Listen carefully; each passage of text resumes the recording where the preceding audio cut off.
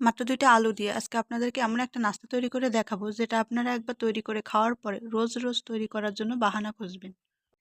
চলুন তাহলে কথা না বাড়িয়ে আমাদের রেসিপিটি তৈরি করার জন্য কী, কী উপাদান লাগছে সেটা দেখে নেওয়া যাক। নাস্তাটি তৈরি করার জন্য প্রথমে আমি নিয়ে নিচ্ছি একটা পাত্রে ১.৫ কাপ পরিমাণে ময়দা। আপনারা চাইলে ময়দার পরিবর্তে আটাও ব্যবহার করতে পারেন। এখন দিয়ে দিচ্ছি খুবই সামান্য পরিমাণে একটু লবণ। আর দিয়ে দিব সাদা তেল। এখন সবকিছু ভালোভাবে একটু মিশিয়ে নিব। হাত দিয়ে ভালোভাবে ঘষে, ঘষে এটা মাখিয়ে নিতে হবে।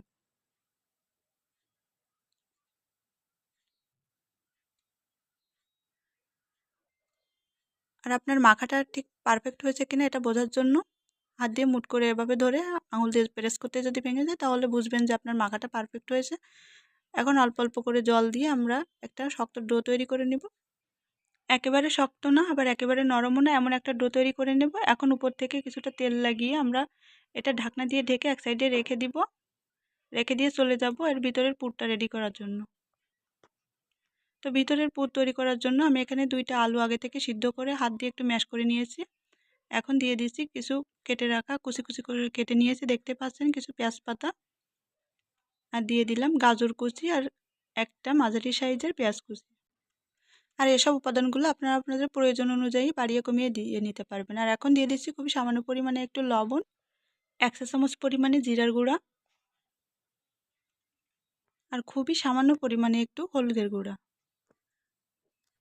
আর এখন দিয়ে দিব ১ চা চামচ পরিমাণে লাল মরিচের গুঁড়া। আপনারা চাইলে কিন্তু এখানে চিলি ফ্লেক্স ব্যবহার করতে পারেন। এখন সব কিছু ভালোভাবে হাত দিয়ে মাখিয়ে নেব।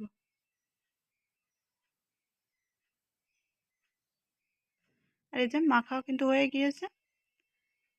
আর এখন আমাদের ডোটাও কিন্তু অনেক বেশি নরম হয়ে গিয়েছে আগের থেকে। এখন হাত দিয়ে আরও একটু মথে নিচ্ছি।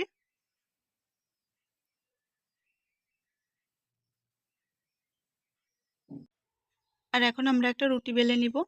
তার জন্য পিঁড়িতে একটু তেল লাগিয়ে নিলাম।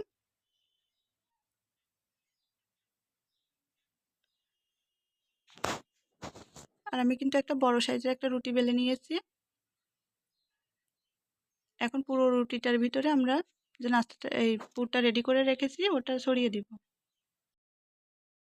রুটিটা অনেক বেশি পুরো করে বেলবেন না, তাহলে খেতে কিন্তু ভালো লাগবে না। এখন হাত দিয়ে এভাবে করে একটা রোলের শেপ দিয়ে নিচ্ছি।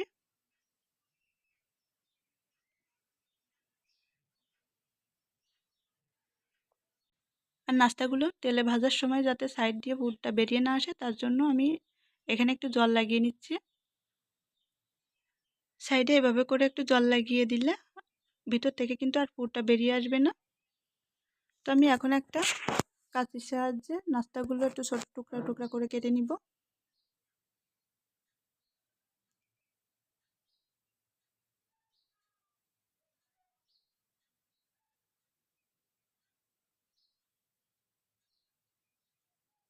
এই যে হাত দিয়ে এভাবে করে একটু ছড়িয়ে দিচ্ছি। হাত দিয়ে এভাবে করে একটু চেপে চেপে দিতে হবে, তাহলে দেখা যায় যে খুব ভালোভাবে এগুলো সেট হয়ে যাবে। আর এখানে আমি কিছু পাউরুটির গুঁড়ো নিয়েছি। এখন পাউরুটির গুঁড়ো উপর থেকে লাগিয়ে দেবো। আপনারা চাইলে কিন্তু পাউরুটির গুঁড়ো নাও লাগিয়ে নিতে পারেন।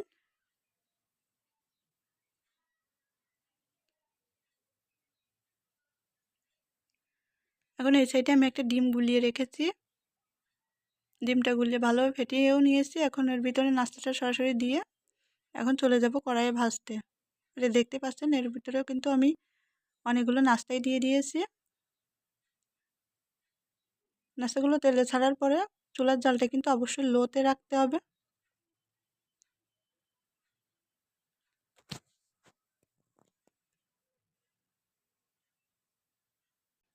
তো এর মধ্যে কিন্তু আমার নাস্তাগুলো ভাজা হয়ে গিয়েছে।